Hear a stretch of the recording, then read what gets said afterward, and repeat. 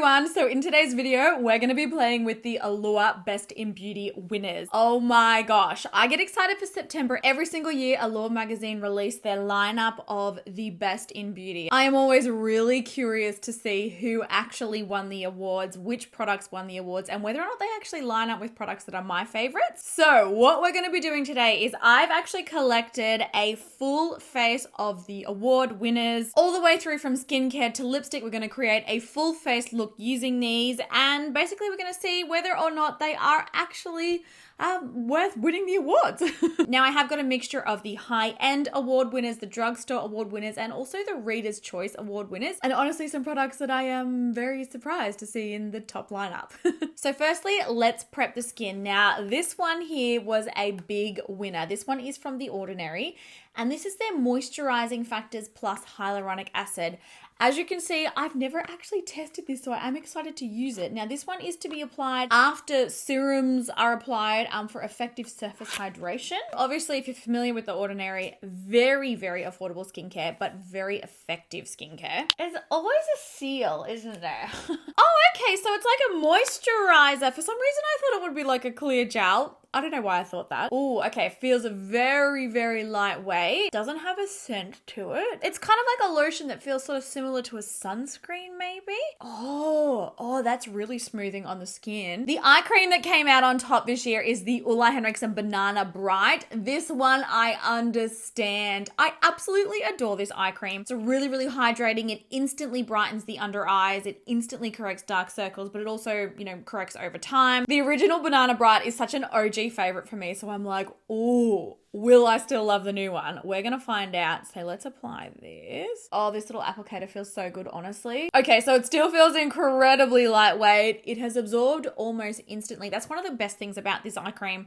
Like, it's not greasy. It's safe to put it on underneath your makeup and you don't need to worry. Literally feels amazing.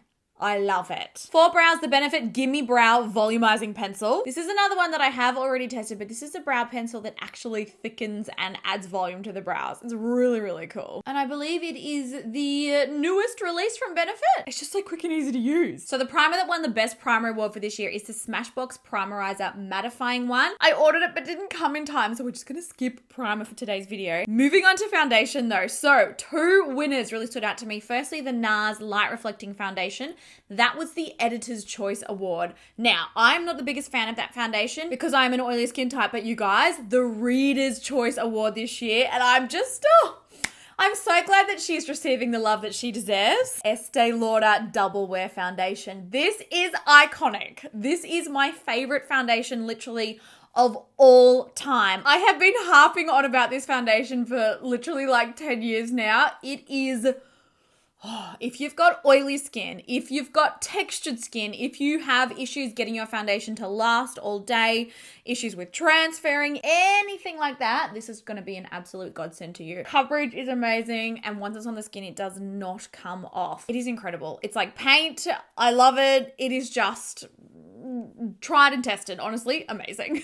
Now, another product that won a Reader's Choice Award, and I honestly feel like Reader's Choice Awards are more accurate, more reflective of how good a product actually is, because it is the opinion of everybody that votes, and I just feel like that's a lot more reliable. But the Maybelline Instant Age Rewind Concealer, another iconic product that totally deserves to win. I love the application method. I love the wear time. I love how creamy this is. Every single time I use this concealer, I'm like, yes, it just looks perfect, and it stays looking perfect on the skin all day. They could literally sell this for 3 times the price and I would still buy it. Like, I love it that much. And honestly, that foundation and concealer together, my skin looks perfect. So for cream bronzer, another one I'm really, really excited to see winning an award because it totally deserves it. The e.l.f. Putty Bronzer. I absolutely love the formula of these. They're creamy enough to be easy to blend, but also mattifying enough to last all day. I feel like they just melt into the skin. I feel like they really blur texture. There's no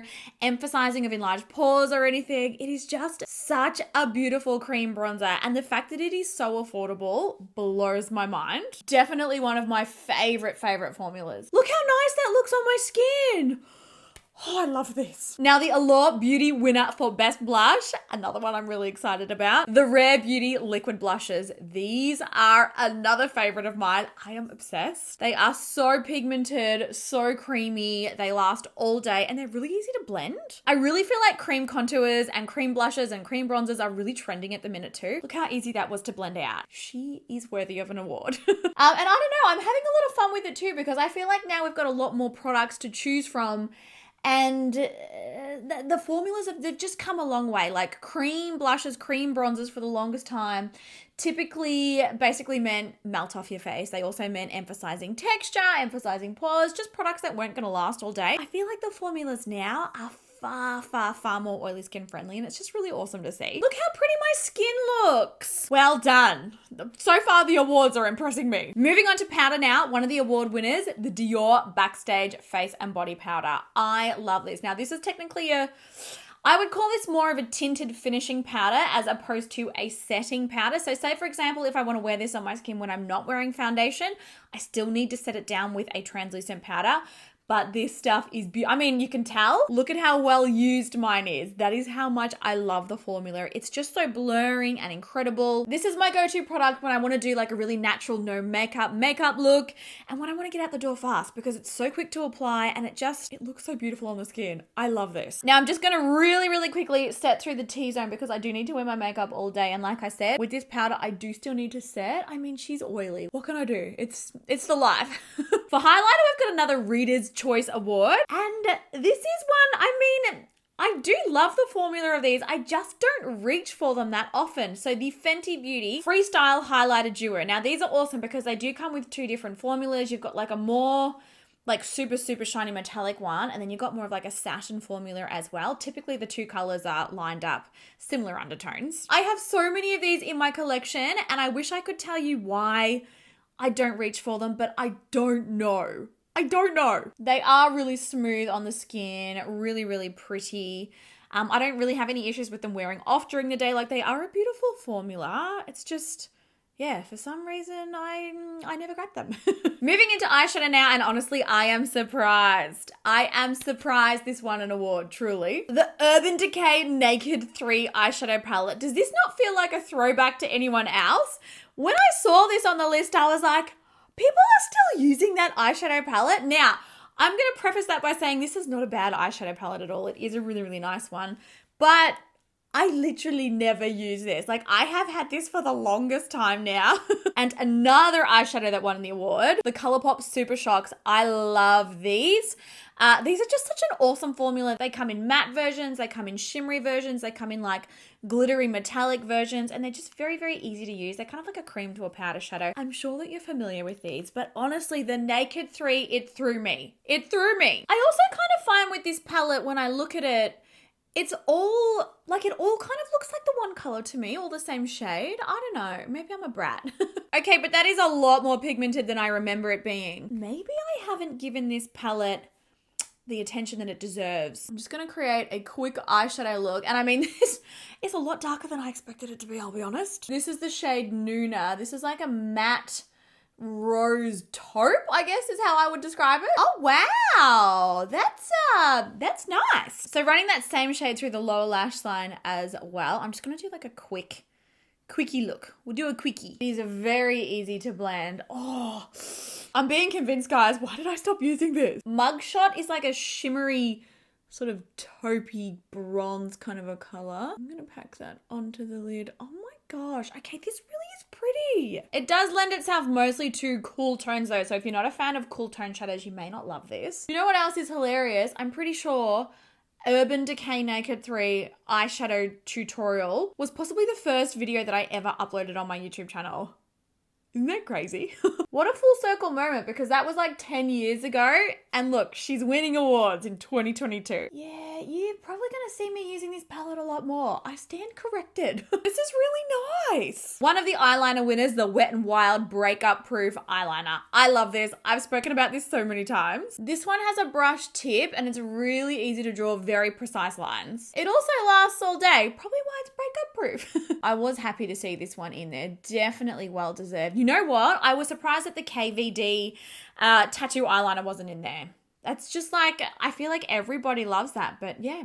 She didn't show up in the awards this year. For mascara, we have the Revolution 5D Lash Power. I have never tried this, so I'm really excited. This is meant to give you like really dramatic, really extreme volume and like, so we'll see. Oh, it's got a really big wand though. Instantly, I'm like, oh, this is gonna end up making such a mess. Okay, I think I see the hype with this one. My lashes look huge. The real question is, as always, whether or not this will smudge. It is quite a dry formula, which I do like. I just wish the wand was slightly smaller because it's quite tricky to get all your lashes with it. I've done 2 coats now and look at that. No falsies needed. Oh, that is quite impressive. I like. And then finally for lips, an oldie but a goodie won the award. The MAC Retro Matte Lipstick. Now there wasn't a particular shade that won this award. It was just basically the formula overall. These matte lipsticks are seriously in a league of their own, iconic. I feel like every single person owns one.